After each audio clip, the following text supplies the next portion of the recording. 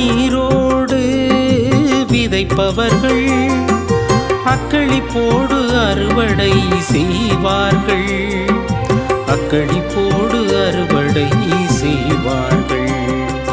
கண்ணீரோடு விதைப்பவர்கள் அக்களிப்போடு அறுவடை செய்வார்கள்.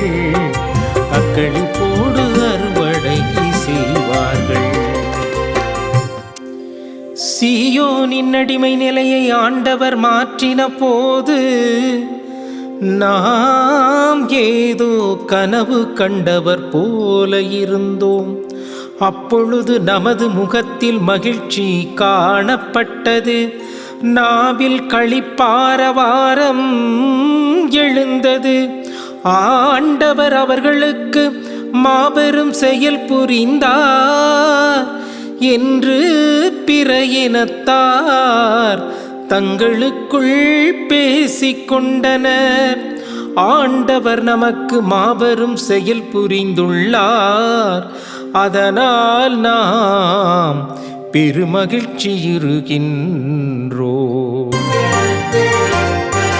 கண்ணீரோடு விதைப்பவர்கள் அக்களிப்போடு அறுவடை செய்வார்கள். அக்களிப்போடு அறுவடை செய்வார்கள். கண்ணீரோடு விதைப்பவர்கள் அக்களிப்போடு அறுவடை செய்வார்கள். அக்களிப்போடு அறுவடை செய்வார்கள். இயேசுவில் பிரியமான அன்பு இறைமக்களே, அன்னை மரியாளுடைய அன்பு பக்தர்களே, உங்கள் யாவரையும் தினமொரு திருப்பாடல் நிகழ்ச்சி வழியாக சந்திப்பதில் மகிழ்ச்சி அடைகிறேன். இன்று நாம் தியானிக்க நமக்கு கொடுக்கப்பட்டிருக்கிற திருப்பாடல் எண் 126. இந்த 126 என்கின்ற திருப்பாடல் அடிப்படையிலே துன்பத்திலே தலைத்த ஒருத்தனுடைய விடுதலையை நோக்கி இருப்பதாக இருக்கிறது. இதனுடைய பின்னணி என்ன என்று பார்ப்போமேயானால், இந்த திருப்பாடலானது இஸ்ரேல் மக்கள் தங்களுடைய வாழ்வினுடைய 2வது அடிமைத்தளத்திலே தலைத்து இருந்த, துன்புற்று இருந்த சூழ்நிலையை எடுத்து காட்டுவதாக அமைந்திருக்கிறது. கிட்டத்தட்ட கிமு 6ஆம் நூற்றாண்டுடைய பிற்பகுதியிலே இவர்கள் பாபிலோனிய அடிமைத்தலையிலிருந்து மீண்டு வருகிற சூழ்நிலையை, அந்த காலநிலையை குறித்து பாடப்பட்டதாக திருப்பாடல்கள் அமைந்திருக்கிறது. 400 ஆண்டுகால அடிமைத்தலையத்திலிருந்து மீண்டு வருகிற இந்த விடுதலையின் பாடலாக, வெற்றியின் பாடலாக, இறைவன் தனக்கு கொடுத்த இந்த விடுதலையின் மகிழ்ச்சியின் பாடலாக இந்த பாடல் அமைந்திருக்கிறது.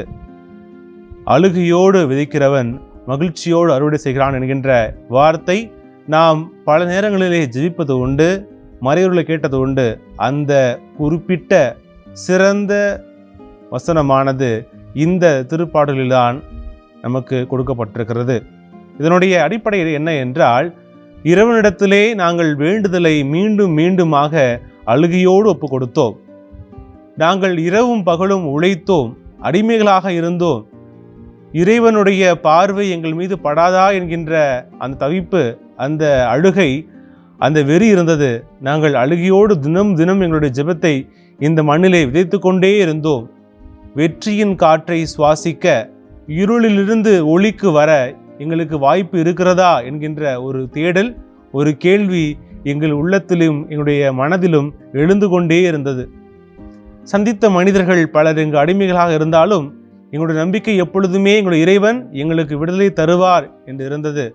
அதனுடைய வெளிப்பாடு, நாங்கள் இன்று விடுதலையாகி உங்களுடைய சொந்த தேசத்துக்கு போகிறோம், சுதந்திர காத்தை சுவாசிக்க இருக்கிறோம், விடுதலையின் வெற்றியை நாங்கள் கொண்டாட இருக்கிறோம். இது எங்கள் வெற்றிக்கான நாள். இறைவன் எங்களுக்கு வெற்றியை கொடுத்தார், விடுதலையை கொடுத்தார். இந்த மகிழ்ச்சியை நாங்கள் கொண்டாட இந்த நாள் எங்களுக்கு இருக்கிறது என்பதை சிறப்பிப்பதற்காக பாடப்பட்ட பாடலாக அமைவது திருப்பாடல்கள் 126.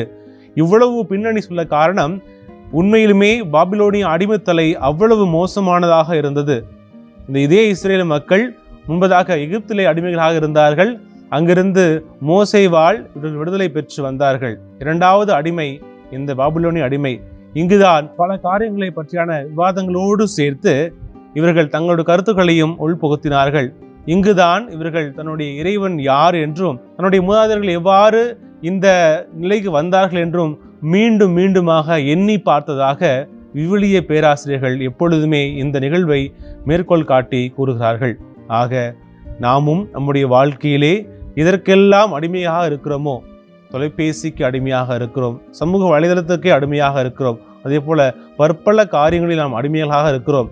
இறைவனை தொடர்ந்து மன்றாடுவோம். இறைவா, எங்களுக்கு ஒரு விடுதலையை தா, நாங்கள் உண்மையான ஒளி எது என்பதை தெரிந்து கொள்ள, உம்மை அறிந்து கொள்ள ஒரு வாய்ப்பை தா என்கின்ற மன்றாட்டாக நமது வாழ்க்கையில் இருக்க வேண்டும் என்பது இன்றைய திருப்பாடல் நமக்கு கொடுத்திருக்கிற பாடம். நாம் அதை வாழ்க்கையிலே வாழ்வாக்குவோம்.